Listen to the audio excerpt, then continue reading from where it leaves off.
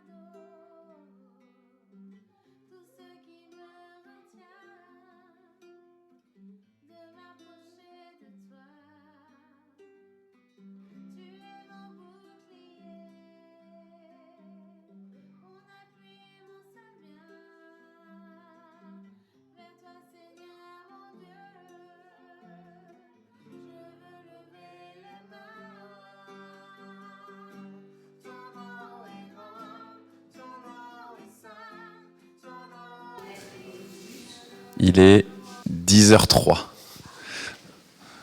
Donc, ça nous a permis de mettre les annonces un petit peu sur le...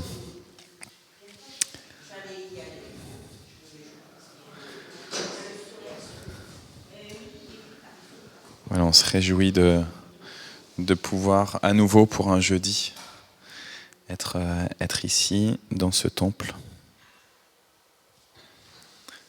Il y a encore Michel qui va arriver.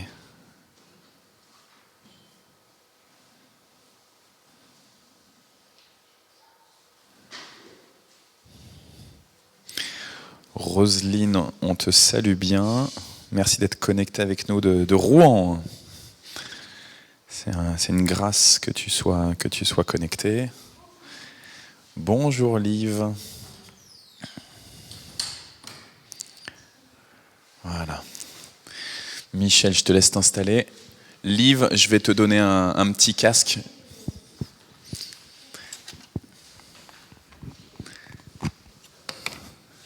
Voilà.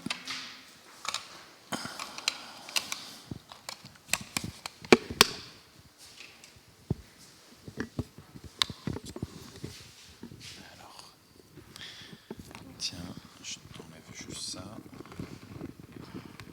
Hop. Faut brancher. Et voilà, comme ça. Et normalement, est-ce que tu m'entends bien là, Liv? Ouais, super. Voilà. Ça y est. Et comme ça, je mets la vidéo parce que Roselyne, qui est à l'église réformée de Rouen, sinon elle voyait juste les annonces qui apparaissaient pour l'instant et elle ne nous avait pas encore vus. Donc, la grâce et la paix. Vous vous souvenez de la part de Dieu, grâce et paix qui se sont manifestées réellement en Jésus-Christ. C'est une joie d'être ce jeudi, d'être là. Il fait beau, il a fait froid. Là, à nouveau, on a un peu de soleil. Je vous avoue que j'ai même hésité à mettre les radiateurs dans le temple. J'ai regardé ce matin et j'ai vu qu'il faisait 15. Je me suis dit, bon, allez, je mets un tout petit peu les radiateurs. On sera un peu mieux. Il n'y a pas besoin de surchauffer. Mais juste comme ça, on sera bien. On sera bien, on sera en présence voilà, de la chaleur de Dieu. Ouais, laisse-la par terre, ta béquille, Liv. T'inquiète pas. Je vous propose de prier. Béni sois-tu, Seigneur. Béni sois-tu pour ce nouveau jour. Béni sois-tu pour tes projets. Béni sois-tu pour le salut. Le salut que tu nous as offert à nous. Béni sois-tu pour le salut que tu veux offrir à un plus grand nombre.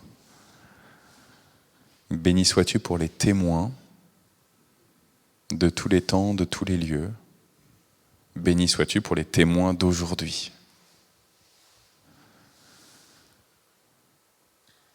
Seigneur, nous te supplions pour ce monde.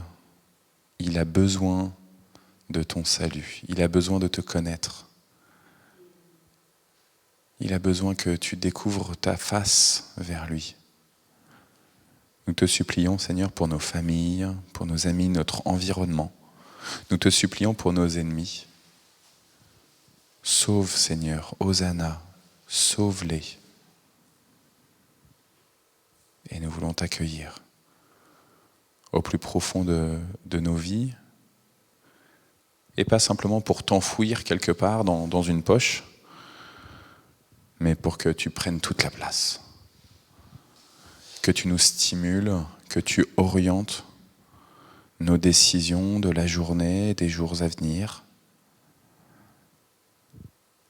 que nos bouches proclament tes bienfaits, que nos cœurs expriment ta louange.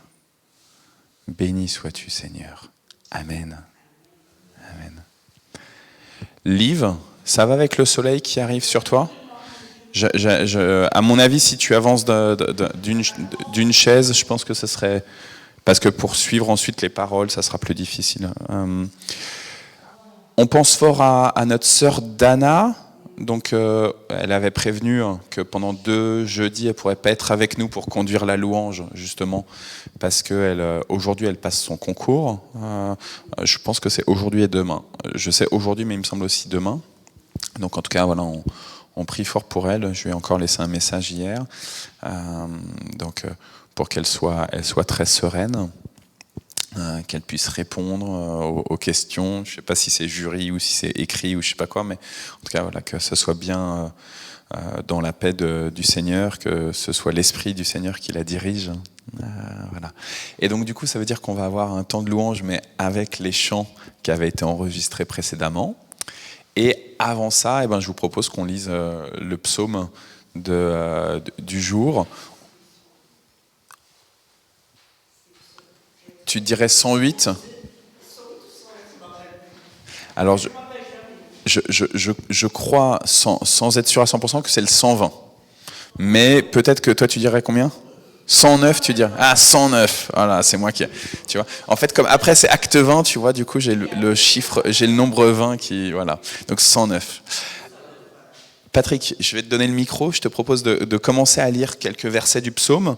Et puis au bout de, je sais pas, de 2, 3 versets, 4 versets, tu passes et voilà.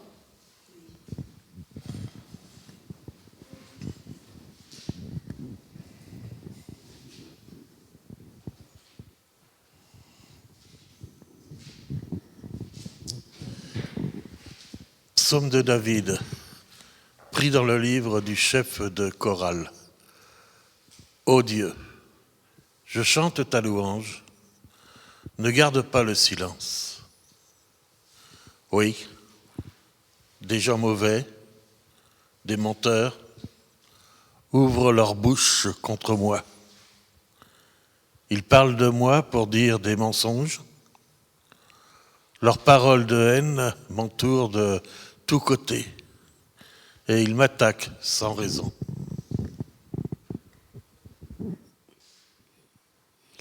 J'ai de l'amitié pour eux. En échange, ils m'accusent, mais moi, je prie pour eux.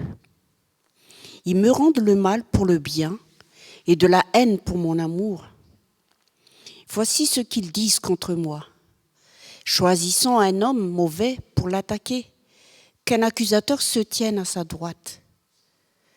Quand il sera jugé, qu'il soit condamné, que sa prière soit considérée comme une offense faite à Dieu. Il ne doit pas continuer à vivre, qu'un autre le remplace dans son travail. Que ses fils deviennent orphelins, que sa femme devienne veuve. Que ses fils traînent un peu partout, qu'ils deviennent des mendiants, qu'ils mendient loin de leur maison en ruine. L'homme qui lui a prêté de l'argent, qu'il saisisse tout ce qui est à lui, que les étrangers prennent ce qu'il a gagné. Personne ne doit être bon pour lui, personne ne doit avoir pitié des orphelins qu'il laisse. Que les enfants de ses enfants disparaissent, qu'on ne se souvienne plus d'eux d'ici quelques années. Qu'on rappelle au Seigneur la faute de son père et du père de son père, que rien n'efface les fautes de sa mère. Que le Seigneur garde toujours le souvenir de leurs fautes et qu'il enlève de la terre le nom de ces gens-là. Oui, cet homme a oublié d'être bon. Il a fait souffrir jusqu'à la mort un pauvre, un malheureux qui était découragé. Il aimait beaucoup souhaiter le malheur. La malédiction est tombée sur lui. Il aimait très peu souhaiter le bonheur. La bénédiction s'était éloignée de lui. Il a pris sur lui la malédiction comme un vêtement. Elle est entrée en lui comme de l'eau et dans son corps comme de l'huile. Que la malédiction le couvre comme un habit, qu'elle soit toujours sur lui comme une ceinture. C'est ainsi, au contraire, que le Seigneur paiera mes accusateurs, ceux qui disent du mal de moi.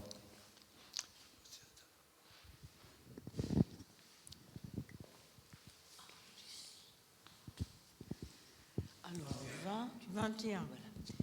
Et toi, Dieu, Seigneur, agis pour moi à cause de ton nom. Ta loyauté est bienfaisante. Délivre-moi. Pauvre et malheureux, je le suis, et au fond de moi, le cœur est blessé. J'ai dû m'en aller comme l'ombre qui s'évanouit. et on me chasse comme les sauterelles. J'ai tant jeûné que mes jambes flageolent. Privé de l'huile, je suis décharnée. Pour eux, je suis devenue abjecte. En me voyant, ils hochent la tête. À l'aide, Seigneur mon Dieu, sauve-moi selon ta fidélité. Ils reconnaissent là ta main et ton œuvre, Seigneur.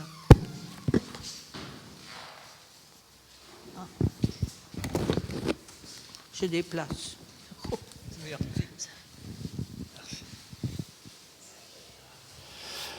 Afin qu'ils sachent que cela vient de ta main, que c'est toi, Adonai, qui l'as fait. Qu'ils continuent à maudire, mais toi bénis.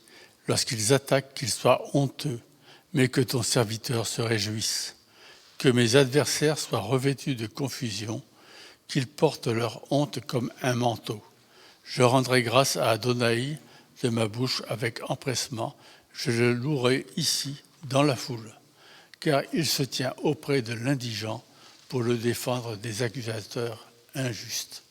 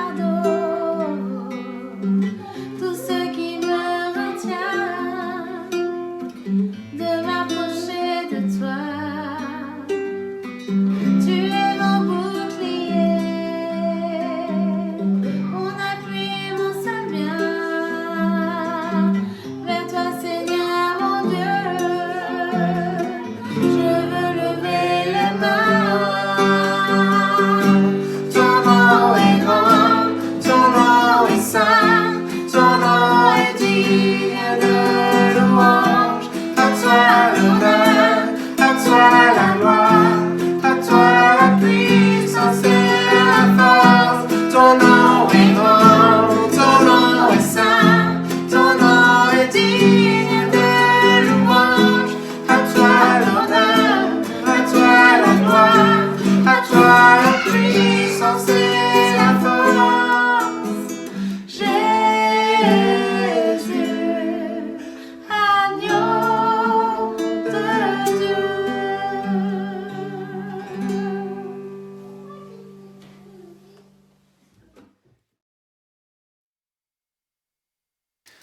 Voilà, et donc maintenant, on va lire ensemble le chapitre 20 des Actes des Apôtres.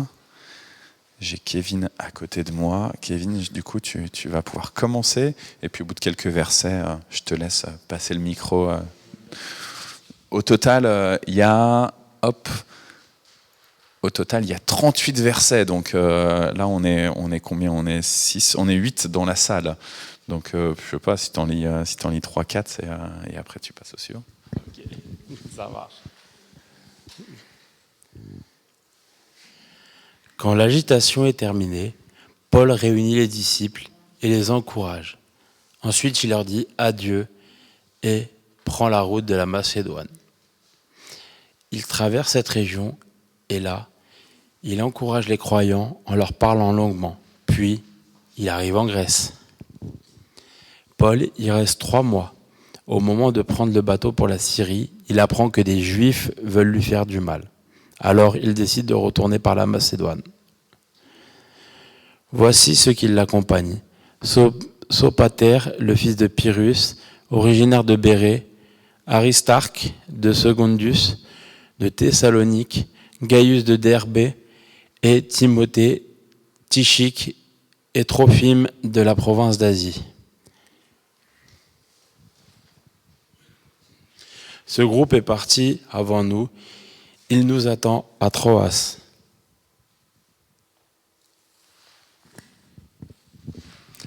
Quant à nous, nous nous sommes embarqués de Philippe après le jour des Matzotes. Mais 5 jours plus tard, nous les avons rejoints à Troas, où nous avons passé une semaine. Au Motzai Shabbat, quand nous étions réunis pour rompre le pain, Shaoul leur fit un discours. Comme il devait partir le lendemain, il parla jusqu'à minuit. Il y avait un grand nombre de lampes à huile qui brûlaient dans la chambre à l'étage où nous étions réunis. Un jeune homme nommé Eutyche était assis sur le bord de la fenêtre. Eutyche tomba petit à petit dans un profond sommeil pendant le long drache de Shaoul. Son sommeil était tel qu'il tomba dans le vide du 3e étage en bas. Quand ils le relevèrent, ils constatèrent qu'il était mort. Mais Shaoul descendit, se penchant sur lui, le prit dans ses bras, puis il dit « Ne soyez pas inquiets, il est vivant ». Ensuite, il retourna dans la chambre, rompit le pain et mangea. Il continua de parler avec eux jusqu'à l'aube, puis il partit. Ils ramenèrent vivant le jeune homme chez lui, et ce fut un grand soulagement pour nous.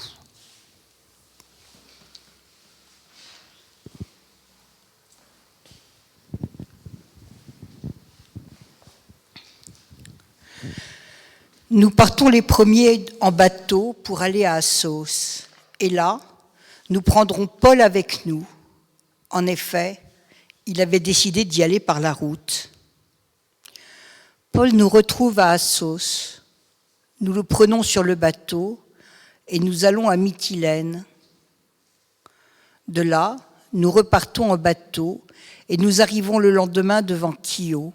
Le jour suivant, nous arrivons à Samos et le jour d'après, à Milet.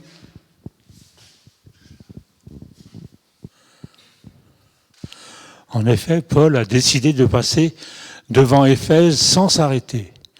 Il ne veut pas perdre de temps dans la province d'Asie. Il est pressé parce qu'il veut être à Jérusalem le jour de la Pentecôte, si possible. De Milet, Paul envoie des gens à Éphèse pour faire venir les anciens de l'Église. Quand ils sont auprès de lui, Paul leur dit « Vous savez, quand j'ai vécu avec vous depuis le premier jour où je suis arrivé dans la province d'Asie, j'ai servi le Seigneur sans orgueil, en pleurant et en souffrant parce que certains Juifs me voulaient du mal. Tout ce qui pouvait vous être utile, je vous l'ai dit, devant tout le monde et dans vos maisons, je vous ai annoncé la parole de Dieu, je vous l'ai enseignée. J'ai appelé les Juifs et aussi les non-Juifs à se tourner vers Dieu et à croire en notre Seigneur Jésus. Et maintenant, je vais à Jérusalem. C'est l'Esprit Saint qui m'oblige à faire cela. Je ne sais pas ce qui va m'arriver là-bas. Mais en tout cas, dans chaque ville, l'Esprit Saint me dit que je vais souffrir et aller en prison. Pour moi, ma vie ne compte pas. Ce que je veux, c'est aller jusqu'au bout de ma mission. Je veux faire tout ce que le Seigneur Jésus m'a demandé, c'est-à-dire rendre témoignage de la bonne nouvelle de l'amour de Dieu. Je suis passé parmi vous tous en annonçant le royaume de Dieu, et maintenant, je le sais, vous ne verrez plus mon visage. C'est pourquoi aujourd'hui, je vous le dis avec force, je fais ce que j'ai pu pour vous tous. Si plus tard vous ne tenez pas compte de mon enseignement, je n'en suis pas responsable. En effet, je vous ai annoncé tout ce que Dieu avait décidé et je n'ai rien à cacher. Je n'ai rien caché. Faites bien attention à vous-même et à tout le troupeau que l'Esprit Saint vous a donné à garder. Prenez soin de l'Église de Dieu. Il a donné son sang pour la sauver. Après mon départ, je le sais, des gens pareils à des bêtes féroces viendront parmi vous et feront du mal au troupeau. Et même parmi vous, certains se mettront à dire des mensonges et ils entraîneront les disciples derrière eux. Restez donc éveillés et rappelez-vous, pendant 3 ans, nuit et jour, je vous ai sans cesse donné des conseils à chacun, jusqu'à en pleurer. Maintenant, je vous confie à Dieu et à sa parole d'amour. Cette parole a le pouvoir de construire votre communauté. Par elle aussi, Dieu peut donner les bienfaits qu'il réserve à ceux qui lui appartiennent.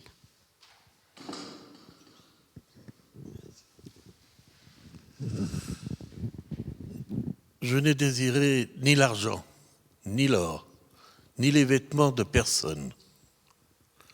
Vous le savez vous-même, j'ai travaillé de mes mains pour gagner ma vie et la vie de ceux qui m'accompagnent.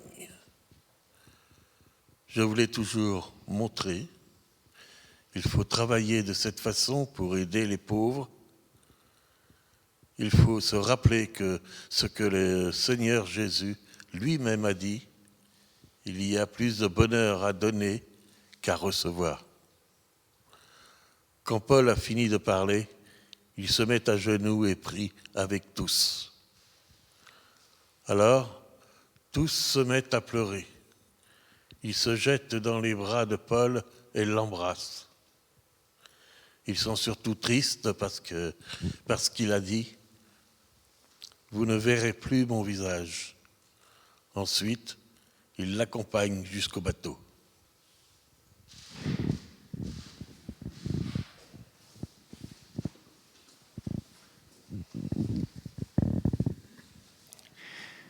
Seigneur notre Dieu, nous te bénissons encore pour cette Bible dans laquelle tu te révèles à nous. Nous te bénissons pour la vie, le témoignage de Paul. Nous te bénissons que ce n'est pas Paul que nous voulons adorer. Nous te bénissons qu'il a tout fait pour que nous nous tournions vers toi et Christ. Donne-nous de marcher à la suite de Paul, devant ta face, à t'écouter toi, notre Dieu et notre Père, à t'écouter toi, notre grand frère, à t'écouter toi, Saint-Esprit. Amen. C'est terrible, ces voyages missionnaires de Paul. Il va dans des endroits, il prêche, il enseigne. Il y a des endroits où ça se passe bien, il y a beaucoup plus d'endroits où ça se passe mal. Beaucoup plus d'endroits où il va et où c'est conflictuel. Il vient avec l'Esprit de Dieu, il y va pour annoncer l'amour de Dieu, il y va avec foi, ferveur, zèle, et il se prend des salves et des salves d'arguments, des salves et des salves de pierre même. Ils n'arrêtent pas. Et malgré tout, Paul persiste. Non pas à cause de sa propre force, c'est ce qu'il dit là aux gens d'Éphèse, aux anciens d'Éphèse, qu'il a fait venir jusqu'à Milet, là où il est stationné. mais parce que l'Esprit Saint le pousse à. L'Esprit Saint pousse Paul à continuer à enseigner jour après jour, nuit après nuit. Et il raconte, vous l'avez bien entendu dans ce récit, que, souvenez-vous, pendant 3 ans, j'ai été présent à vos côtés. Et j'ai pendant 3 ans enseigné, et j'ai pas lâché d'un fil l'enseignement que je devais vous apporter de la part du Seigneur. Rappelez-vous. Oui, mais voilà, vous avez aussi entendu dans le récit, Paul ne passe pas par Éphèse cette fois-ci. Et c'est pour ça qu'à Milet, il fait venir les anciens, les conseillers presbytéraux, on dirait aujourd'hui, dans notre église, dans notre union d'église, on appelle ça les conseillers presbytéraux. Il fait venir les conseillers presbytéraux d'Éphèse, il les fait venir à Milet, et il leur dit, voilà, rappelez-vous ce qui s'est passé. Rappelez-vous comment c'était quand je suis venu. Mais je ne suis pas repassé cette fois-ci par Éphèse. Parce qu'il veut vite aller à Jérusalem pour Pentecôte. Mais je prends quand même du temps là, alors que je suis de passage, rapidement, à Milet, juste pour vous dire, souvenez-vous l'enseignement que je vous ai donné. Souvenez-vous de l'enseignement que vos pères vous ont donné. Je me considère souvent comme un peu jeune encore, avec ma petite quarantaine. Et je me dis souvent, j'ai plein d'idées, je sais ce que l'Église, elle a besoin pour aujourd'hui, et je suis plein de ferveur pour venir et tout bouger, toutes les lignes, bouger les murs, bouger nos habitudes, venir comme ça à imaginer tout ce que l'Église réformée, l'Église protestante de Mantes-la-Jolie, elle a besoin. Et je suis là, et des fois je veux, bouger juste le mobilier liturgique, juste les chaises. Je ne sais pas si vous vous souvenez, avant qu'on arrive avec Isabelle, il y avait une allée centrale ici, il y avait des chaises de chaque côté, et c'est une des premières choses que j'ai fait, de mettre 2 allées pour donner un autre cadre, un autre dynamisme. Mais souviens-toi Arnaud, de ce que tes prédécesseurs ils ont fait. Souviens-toi enfant, de ce que tes parents ils ont vécu avec le Seigneur. Souviens-toi de ce que tes grands-parents et de ceux qui les précédaient ont enseigné de la part du Seigneur. C'est ce que Paul, là, il leur dit. Vous n'êtes pas là juste avec votre zèle de la jeunesse, même si certains d'entre vous sont retraités. Vous n'êtes pas là juste avec votre jeunesse de jeunes retraités, parce que vous êtes encore des jeunes retraités. Des vieux jeunes. Mais souvenez-vous de ceux qui étaient avant vous et qui ont parlé au nom du Seigneur. J'aime bien ce souvenir parce que du coup, ça veut dire que l'Esprit de Dieu, il n'est pas juste pour nous aujourd'hui, qui fait toutes choses nouvelles pour nous aujourd'hui, mais qu'il a déjà commencé à faire toutes choses nouvelles dès la venue de Jésus-Christ. Et que du coup, c'est pas juste moi et moi seul, avec ma foi, qui va révolutionner l'Église, mais c'est l'Église qui, à l'écoute de l'Esprit, qui a parlé dans le passé, et qui parle aujourd'hui, et qui parlera dans le présent, qui continue cette révolution dans la création. Parce que c'est ça, en fait. La mission de l'Église, c'est une mission révolutionnaire. Et quelle est cette mission révolutionnaire dans la bouche de Paul ?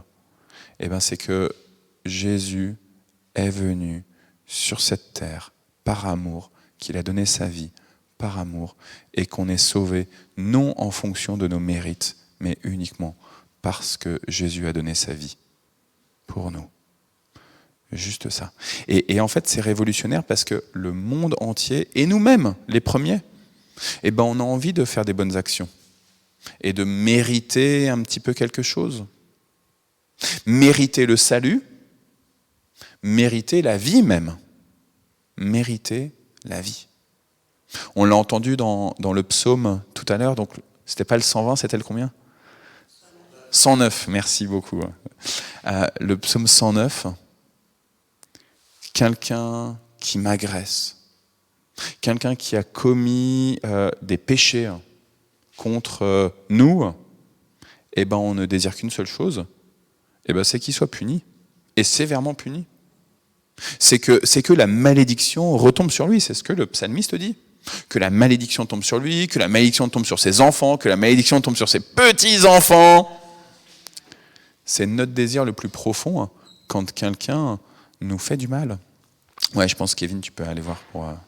il y a quand même peut-être quelqu'un qui veut rentrer.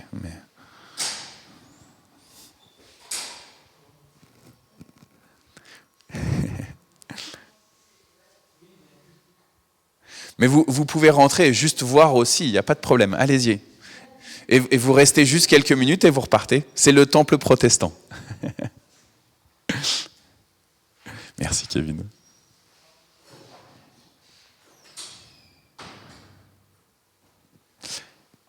Et en tant que croyant, on peut dire, ok, je lis la Bible, je prie Dieu, je vais à l'église, donc je mérite la vie. Je mérite la vie. Et ceux qui ne prient pas Dieu, ceux qui ne lisent pas la Bible, ceux qui vont pas à l'église, ceux qui donnent pas leur dîme à l'église, ceux qui donnent pas leur 10%, c'est ça la dîme biblique, ceux qui donnent pas leur 10%, eh ben malédiction sur eux.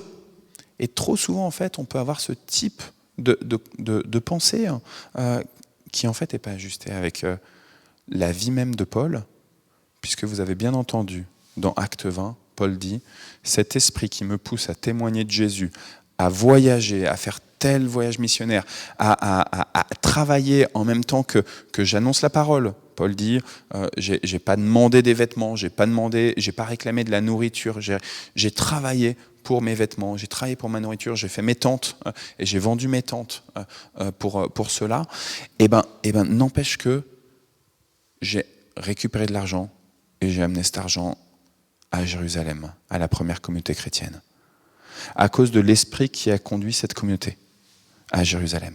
Et que je n'ai rien demandé à personne, j'ai travaillé, et cet esprit-là, qui conduit la communauté de Jérusalem, qui fait que je vais leur amener des sous, cet esprit-là, qui me conduit à droite, à gauche, quitte même à être persécuté, cet esprit-là me dit que je vais monter à Jérusalem, non pas seulement pour amener des sous, mais pour y subir la persécution.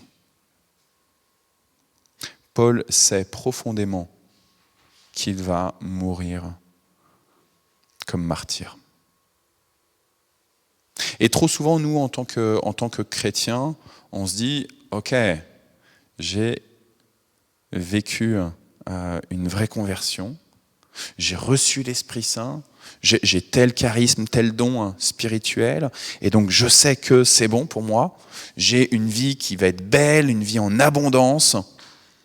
Et sauf qu'on oublie que Paul, comme les autres apôtres, sont morts en martyrs. Jonas, il a dû faire un exposé sur Marie Durand dans son école chrétienne, Mathurin Cordier. Et c'était fort qu'il travaille sur cette femme de foi. Sur ces 38 années où, dans la tour de Constance, elle a continué à encourager les sœurs qui étaient enfermées avec elle, avec ce fameux résister qu'elle aurait écrit sur le mur de cette... qu'elle aurait gravé sur le mur de cette tour. Et nos ancêtres dans la foi, depuis 2023 ans, allez, on va dire qu'avec la naissance de Jésus, le ministère de Jésus, 30 ans, allez, un peu moins de 2000 ans. Mais en tout cas, ça fait 2000 ans, à peu près, que nos ancêtres vivent des persécutions. Et même, on pourrait dire, même dans la chrétienté, dans le moment où le christianisme était bien établi, où tout le monde était chrétien de naissance. On essaie, hop, baptisé, c'est bon, t'es chrétien. Mais même là, il y avait de la persécution à l'égard des chrétiens eux-mêmes, de ceux qui voulaient vivre selon la parole, qui voulaient vivre avec Christ, qui ne pouvaient pas s'empêcher de parler sous l'autorité de l'Esprit Saint. Aujourd'hui, il y a eu des changements l'été dernier, il y a eu des changements dans la loi française. qui fait que pour conforter les valeurs républicaines, on a donné plus de pouvoir maintenant aux préfets de nos régions françaises. Et aujourd'hui, un préfet de région, le préfet ici, le sous-préfet de Mantes, il a plus d'autorité pour faire fermer des lieux de culte. Et du coup, maintenant, notre association cultuelle, elle doit déposer un dossier pour garder le droit d'exercer un culte. Et c'est comme ça pour nous, chrétiens, mais dans l'esprit du législateur, l'été dernier, ça a été de poser des règles pour l'ensemble des religieux, pour l'ensemble des mouvements religieux. Soyez prêts en tout temps et en tout lieu à témoigner de mon nom, même si on fait fermer nos lieux. Soyez prêts à témoigner de l'amour de Dieu manifesté en Jésus-Christ. L'objectif, c'est pas de venir et de faire les gros bras ou de crier comme des victimes à la persécution, à la persécution, à la persécution. Mais soyez prêts de rendre compte de l'Esprit qui habite en vous. C'est ce que Paul fait, et puis donc Paul il sera emmené jusqu'à Rome. Je pense qu'il a une petite faiblesse, à vous dire vrai.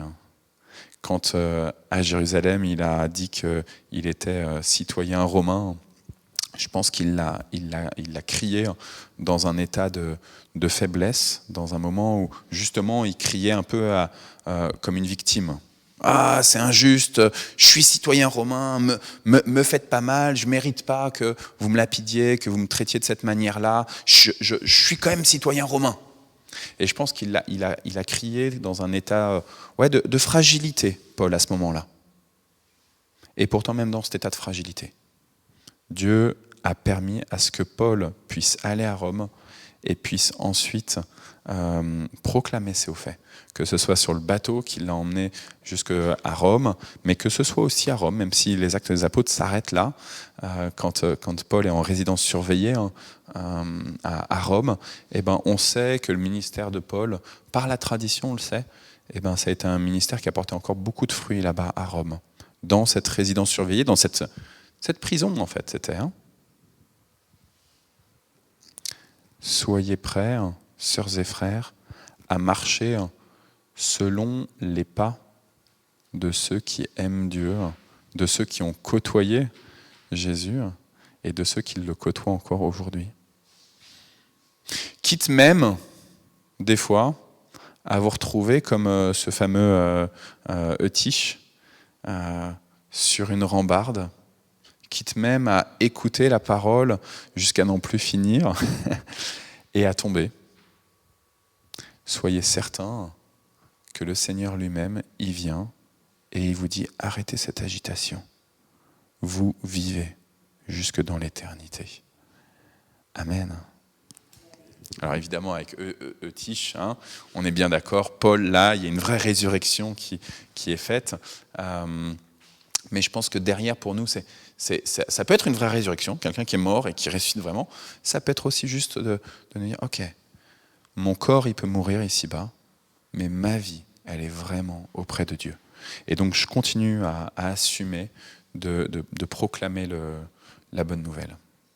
Et puis, je voulais juste encore un dernier petit truc vous partager. Je voulais m'arrêter avant et puis j'avais oublié que je voulais vous partager ça. Il y a une angoisse quand on est pasteur, c'est de se dire, j'ai vécu des belles choses dans ma communauté, j'ai essayé de faire comme je pouvais pour proclamer l'évangile, pour permettre à ce que des vies qui étaient des fois en situation de grande fragilité, de grande précarité, d'opposition à Dieu, etc., que ces vies-là, elles soient restaurées, que des gens soient relevés, que des personnes puissent se dire « Ah ok, en fait, je suis enfant de Dieu », puissent proclamer ça sur leur vie, etc.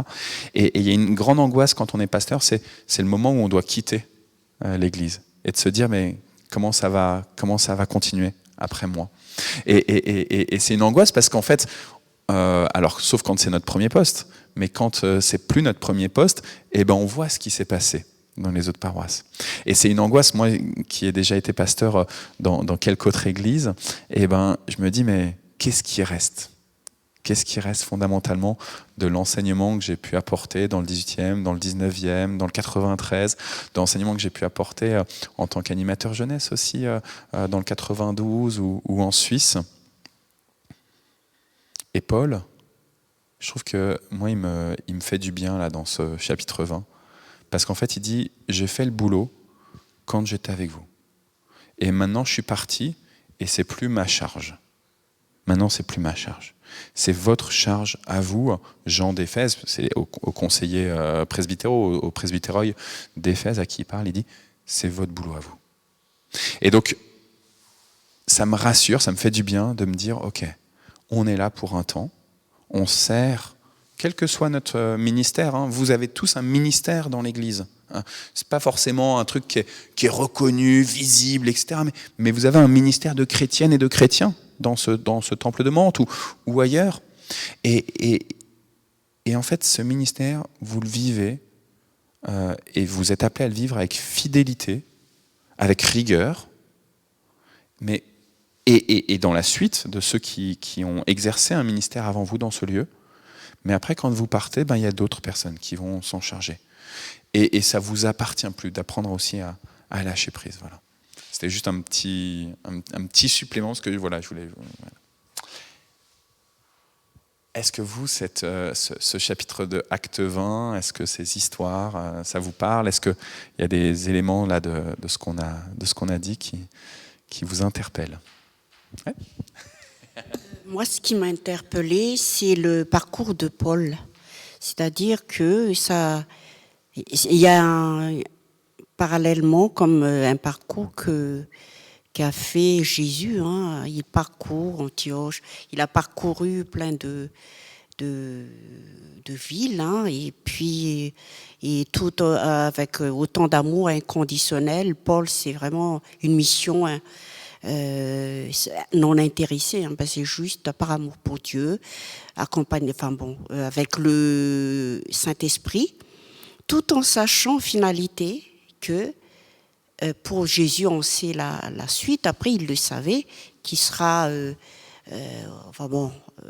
tué, hein, quelque part, mais il a fait quand même ce qu'il a à faire. Et Paul, pareil, il sait, hein, par l'Esprit Saint, comme quoi il va être...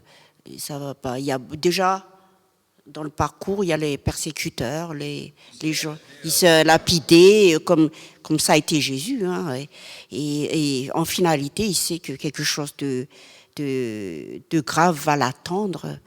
C'est la prison, en fait. Donc, quelque part, il y a le parcours de Jésus et de Paul. Je ne dirais pas à petite échelle, peut-être pour Paul, peut-être, mais voilà.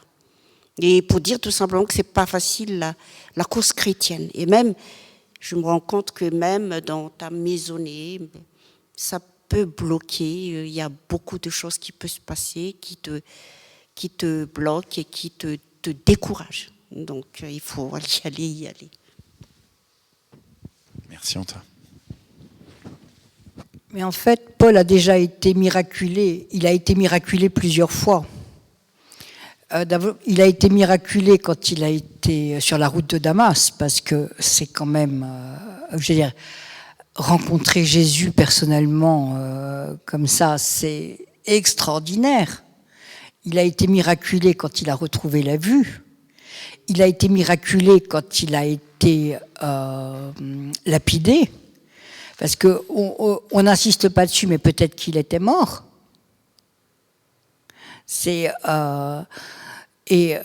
Lui-même, il fait des miracles, mais lui-même, il a reçu des miracles. Hein. Et c'est extraordinaire parce qu'il y a ce mouvement de vie dans Paul. Hein. C'est dans un sens et dans l'autre.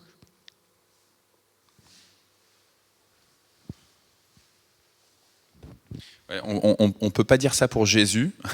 Jésus, il n'a pas reçu de miracles pour lui-même, hein, mais il a donné des miracles. Mais par contre, pour tous les chrétiens, en effet, comme tu dis, il y a c'est-à-dire du coup, on ne prend pas la place du maître. Jésus, il est le seul qui donne des miracles, et Paul, aussi grand bonhomme dans la foi qu'il est, hein, il a aussi besoin d'être libéré, d'être guéri, d'être repris aussi, parce que les miracles, c'est aussi d'être repris, et je trouve que c'est assez juste quand tu parles du chemin de Damas, c'est-à-dire que le miracle d'être repris, tu vois, le miracle de se dire, j'ai fait fausse route, j'ai voulu persécuter cette église avec bonne foi, quoi, avec bonne foi. Et Dieu m'a repris, c'est un miracle que Dieu m'ait repris. Je fonçais tête baissée vers tel endroit, j'étais persuadé au nom de ma foi que c'était juste. Et le miracle, ça a été la punition de Dieu, quoi, la correction pour être réaligné. Ouais.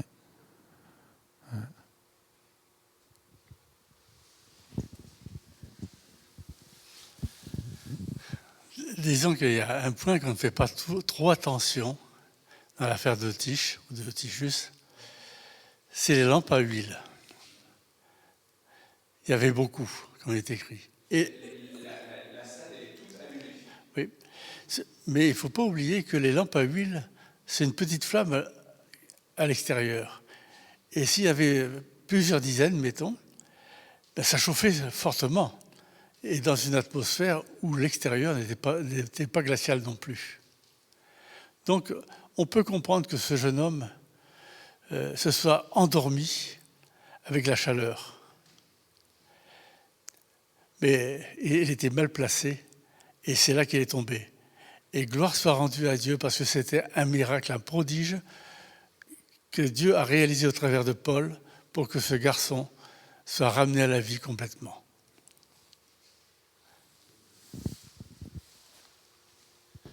J'aime bien quand tu dis aussi qu'il était mal placé. C'est-à-dire qu'en fait, normalement, tu es au 3e étage, tu ne te mets pas au bord de la fenêtre pour écouter, même s'il y a du monde ou quoi que ce soit. Mais il y a des fois où on est un peu inconscient et on se met à des endroits qui en fait sont un risque. Ouais.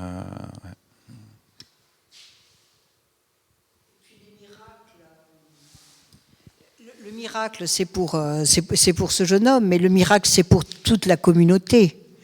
Parce que Dieu fait un miracle à travers Paul, en ressuscitant ce jeune homme, mais c'est une manière aussi vraiment de fortifier la foi, non seulement des présents, mais même la nôtre, plus de 1000 ans plus tard. Dans le passage là de Teuchik qui tombe, le verset 12 dit « On a ramené le jeune homme vivant, ce fut un immense encouragement pour toute l'assemblée, justement. » Donc c'est pas juste, en effet, c'est pas juste pour lui. Je crois que c'est le sens du miracle aussi. Le sens du miracle, c'est de témoigner de la grandeur de Dieu pour... Ouais. Notamment depuis que Jésus est mort et ressuscité. C'est-à-dire que vous savez bien, il y a un certain nombre de textes, de rencontres d'individus qui sont cassés, qui voient Jésus, un miracle est réalisé pour eux, ils sont guéris, rétablis, mais Jésus leur dit « ne dis rien pour l'instant ». Et à certains, il va commencer à leur dire « Ok, va te montrer au prêtre, va montrer comme ça, mais ne dis pas encore qui est-ce qui l'a fait. » Et donc on voit bien que dans la manière dont Jésus va utiliser les miracles, il y a un avant et un après de la résurrection. C'est-à-dire qu'après, une fois qu'il y a la résurrection, c'est allez proclamer ce que vous avez entendu, allez proclamer sur toute la terre, quoi. Et donc cette fois-ci, ne gardez pas les miracles juste pour vous, mais allez-y, répandez, quoi. Répandez que Dieu est encore capable de faire des miracles. Ouais. Juste en bref, j'ai pensé quand on a lu ce matin pour comme ce jeune qui était tombé du 3e étage, j'ai pensé, c'est peut-être faux, mais c'est une question que je me demande. C'est un miracle, oui, mais aussi j'ai pensé, je dis, ça doit être aussi quand on est épuisé, quand on s'endort spirituellement, on peut être comme Jésus fait beaucoup dans l'évangile, Nouveau Testament, il y a toujours des symboles, des trucs comme ça. Donc j'ai pensé à ça, c'est peut-être pas... J'ai dit, je vais demander à tout le monde quand je serai. Est-ce qu'on peut aussi faire parallèle à un sommeil spirituel? C'est ça que ma question. Ouais, je la trouve, je trouve beau d'imaginer ça aussi. Ouais. Et le fait que Paul, ça soit toute la nuit qui prêche, tu vois, il y a des fois où on a peut-être enfin en tout cas pour moi, où j'ai l'impression que c'est de la redite, je connais, tu vois. C'est bon, je connais l'évangile. C'est bon. Jésus-Christ mort sur la croix. Ok, c'est bon, ça va, je l'ai entendu quoi. Je l'ai entendu hier, je l'ai entendu la semaine dernière, je l'ai entendu. Je suis fatigué quoi. Et sauf qu'en fait, heureusement que sans cesse est re-rappelé l'essentiel. On appelle ça le kérygme, l'essentiel de la foi, à savoir Jésus-Christ est mort. On dit le kérygme. Ça veut dire le noyau central de la foi. C'est quoi le noyau central de la foi? C'est que Jésus-Christ, il est mort pour toi et qu'il est ressuscité pour toi. Ça, c'est vraiment le noyau, tu vois. Tout le reste, ça nous aide à comprendre ça. Et c'est vrai que des fois, le kérygme, on se dit, bon, ok, on veut un peu de la nouveauté, quoi. On veut de la jeunesse, on veut de la... allez, hop. Et en fait, le kérygme, non, il bouge pas, quoi. Il est là, central, pierre fondamentale, quoi. Ouais. Il y a Roselyne qui nous dit sur la margelle du puits, ouverture qui donnait sur la salle des gardes. Et puis elle dit aussi, il parlait, au pluriel, malgré l'interdiction de parler. Et donc il continuait d'enseigner alors que c'était interdit d'enseigner, etc. Il continuait. Juste, Roselyne, ça me fait penser, puisque tu parles de puits, il y a un bouquin de l'Alliance biblique française qui vient de sortir, ou qui va sortir, qui s'appelle « Au bord du puits ». Et c'est des entretiens avec des auteurs, notamment Amélie Nothomb, qui parle de sa foi, de la foi chrétienne, ce qu'il habite, comment elle vit avec Jésus, etc. Donc j'en ai entendu des bonnes choses. Voilà. Est-ce que vous avez une autre réflexion, réaction? Sinon, il est 11h. Je vous propose qu'on prenne le temps pour prier. Ouais. Merci Alain de nous donner le fil rouge de Porte Ouverte. Samedi dernier, j'étais avec Muriel, la fille de Françoise et Michel, et je lui disais que tous les jeudis, et avec d'autres personnes de Porte Ouverte, que tous les jeudis on prenait le fil rouge de Porte Ouverte et qu'on priait par rapport au sujet. Ça les a beaucoup touchés de se dire que en fait c'est pas juste un fil rouge pour que chacun individuellement prie pour les sœurs et les frères qui sont persécutés, mais qu'en Église, on utilise aussi cet outil qui est le fil rouge. Donc voilà. Colombie. Fernando a été commandant au sein d'un groupe criminel colombien, jusqu'au jour où Jésus l'a appelé à abandonner son fusil pour le suivre. Fernando est un chrétien colombien de 37 ans. Il sert le Seigneur depuis 7 ans et il est persécuté à cause de sa foi. Fernando avait 16 ans quand il a cru trouver un avenir et une espérance au sein des Autodéfenses Unies de Colombie, le groupe paramilitaire terroriste le plus violent du pays. Le fusil à la main, il a commis toutes sortes d'exactions et est devenu commandant avant de se retrouver en prison. C'est là qu'il s'est tourné vers le Seigneur. Une fois libre, Fernando était déterminé à suivre Jésus malgré le risque d'être persécuté par ses anciens amis. Il priait « Seigneur, ma vie doit changer, j'ai confiance en toi, car tu es un Dieu puissant ». Depuis de nombreuses personnes s'opposent à son changement de vie radical, ses anciens compagnons d'armes, mais même les autorités locales. Dieu le protège et Fernando sert aujourd'hui le Seigneur dans la région de Buenaventura, où il évangélise ses anciens camarades. Il témoigne ceci: « J'ai pris la décision de prêcher l'évangile à ces personnes qui commettaient le mal sous mon commandement. » Bravant tous les dangers, l'ancien criminel proclame partout le nom de Jésus, quel qu'en soit le prix. Donc voilà, Porte Ouverte nous invite à rendre grâce pour cette vie, complètement changée, métamorphosée, mais aussi pour toutes les vies qui, par son ministère, vont être impactées, vont être transformées, et que Dieu veut radicalement sauver. Et puis toutes les vies qui seront sauvées juste physiquement, si ce groupe paramilitaire, en fait, il se retrouve désarmé, avec des gens qui décident de choisir la paix plutôt que les armes. du coup, on peut en venir sur un autre sujet de prière en conséquence. On parle de groupe paramilitaire. Hier, avec l'entraide, on a parlé un petit peu de l'Ukraine. Donc on peut, je pense, continuer de prier pour l'Ukraine. On a parlé un peu de la Corée aussi, des tensions entre Corée du Nord, Corée du Sud. Donc je pense que c'est bien aussi qu'on prenne un temps là pour prier pour les deux Corées. Pour la Russie, évidemment, quand je dis Ukraine, mais en fait c'est aussi la Russie. Quand il y a eu le Pâques, on a mis des Nouveaux Testaments en russe et en ukrainien ici à disposition, comme on en met un certain nombre en kabyle, en arabe, etc. Et en fait, il y en a plusieurs en ukrainien qui sont partis. Donc, alléluia, que ça puisse être utile. Donc, voilà. Je regarde vers Alain. Hier, on a appris que tu avais ton beau-frère Paul qui était dans le coma. Donc tu nous as dit juste avant le culte que hier soir, il est en train de sortir du coma. Il commence à parler un petit peu, quelques mots avec son épouse. Mais donc je pense qu'il faut qu'on continue de prier bien pour lui. Donc il s'appelle Paul. Voilà.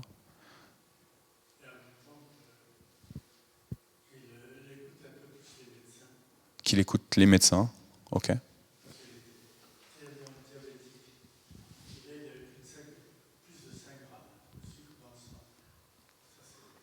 C'est énorme.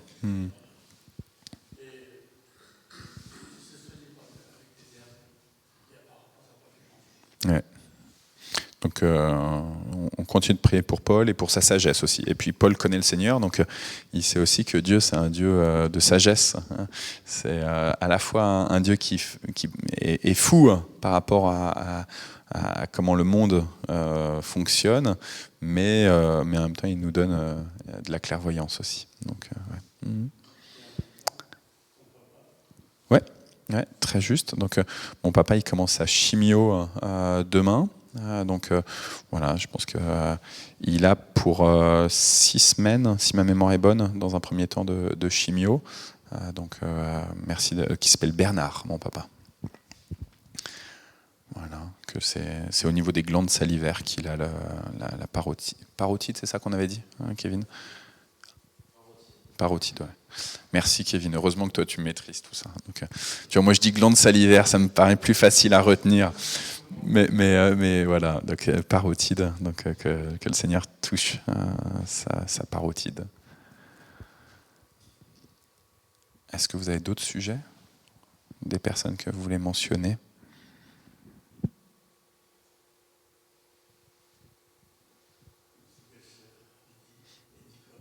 Et on continue de prier pour Lydie et pour Nicole.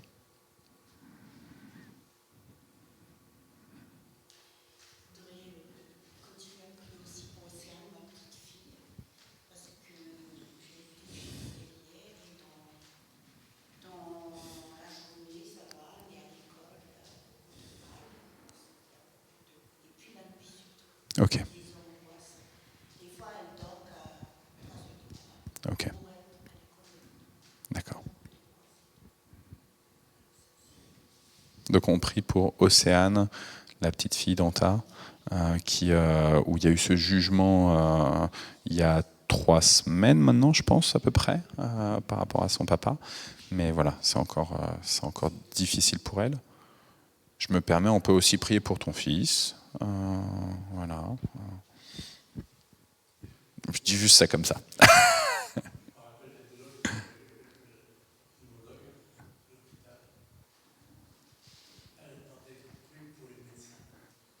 Ouais, ok. Donc médecin, personnel soignant, voilà. Ok. Amen. Amen.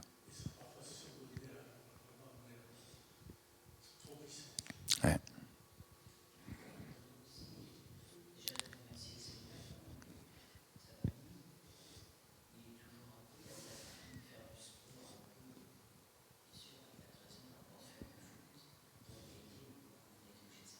Ouais.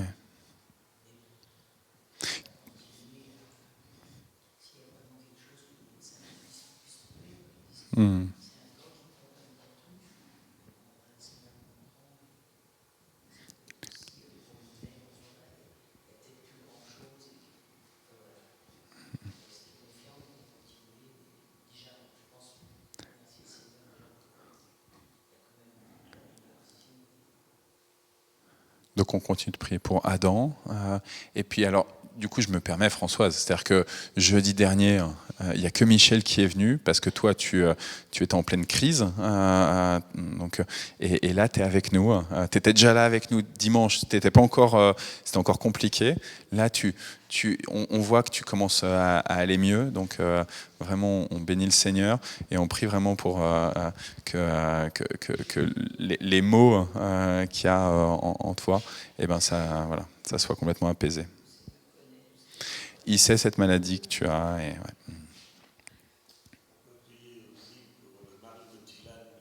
Pour André. Ouais. Ok, donc on prie pour Andrea, il s'appelle le mari de Tilane.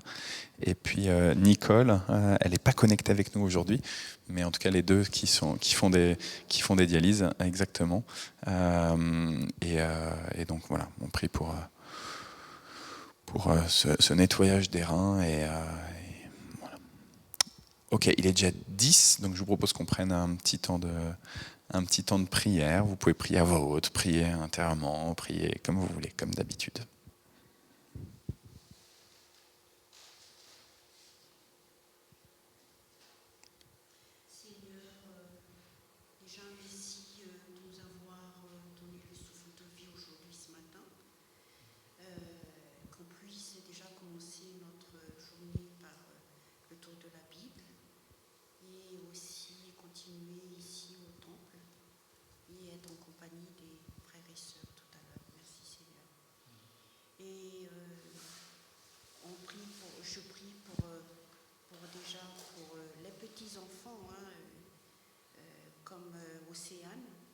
Océane, le soir, beaucoup d'angoisse, Seigneur. La nuit, vraiment, aide-la de ce sentiment d'abandon par rapport à son père, et aussi d'angoisse très compliquée. Aide-la à avoir la sérénité, Seigneur. Pareil pour Adam. Je pense beaucoup aujourd'hui pour les petits enfants.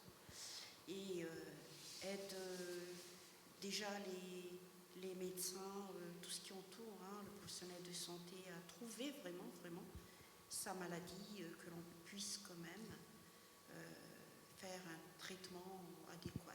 Mais en même temps, en attendant, Seigneur, qu'il vive normalement, qu'il puisse faire du sport et qu'il supporte la douleur et autre chose qui endure tout ça. Et je pense aussi à Dana qui est très important pour son concours aujourd'hui et demain. Elle pense beaucoup à son père aussi, et donc que ça puisse ne pas perturber son concours. Accompagne, soit la lumière pendant son examen. Accompagne. Merci Seigneur.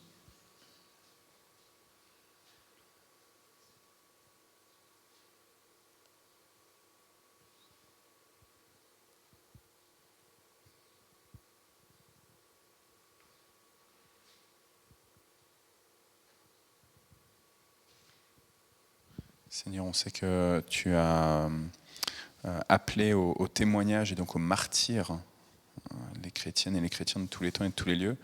Et pourtant, on te supplie, malgré tout, s'il se peut, que tu guérisses ceux d'entre nous qui sont malades,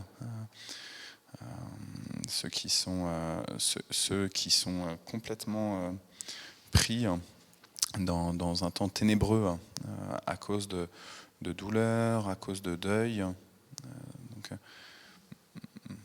même si on sait qu'on risque la persécution, on te supplie, Seigneur, sauvegarde-nous, protège-nous. Par le nom de Jésus.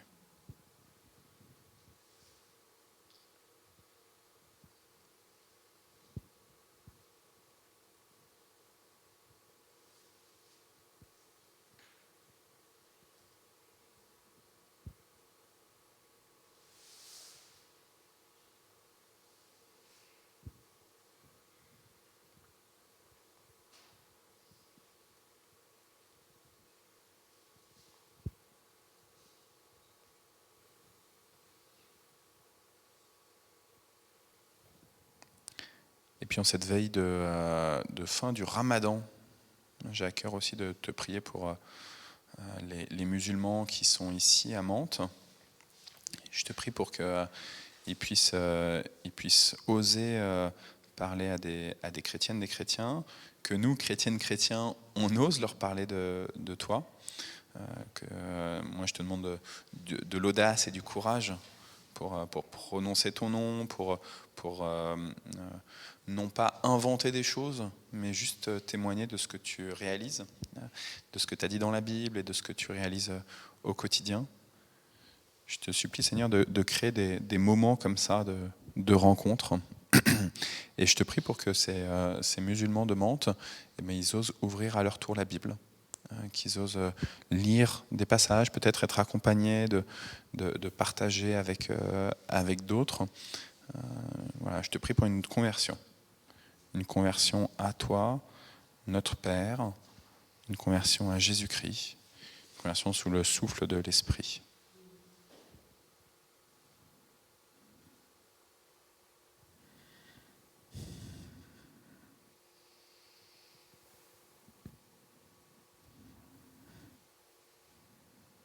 Et ensemble, nous disons la prière que Jésus nous a enseignée. Notre Père qui es aux cieux, que ton nom soit sanctifié, que ton règne vienne, que ta volonté soit faite sur la terre comme au ciel. Donne-nous aujourd'hui notre pain de ce jour. Pardonne-nous nos offenses, comme nous pardonnons aussi à ceux qui nous ont offensés. Et ne nous laisse pas entrer en tentation, mais délivre-nous du mal, car c'est à toi qu'appartiennent le règne, la puissance et la gloire pour les siècles des siècles. Amen. Amen. Sœurs et frères, que le Seigneur vous bénisse, qu'il vous garde tout au long de cette journée. Je pense qu'il y en a plusieurs qui vont rester déjeuner et on a en tout cas des bonnes choses à manger. Et puis voilà. Il va y avoir les vacances scolaires. Donc il y a une pause pour les cultes du jeudi. Pendant les 2 prochains jeudis, il n'y aura pas de culte. La semaine prochaine, ouais. Alors il y a le tour de la Bible qui ne s'arrête pas.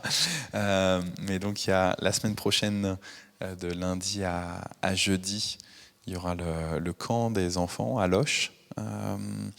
Et puis la semaine suivante, moi je serai en vacances au moment du culte du jeudi. Donc voilà. Mais c'est pour ça que c'est plus facile souvent de dire on fait une interruption des cultes du jeudi pendant le temps des vacances scolaires.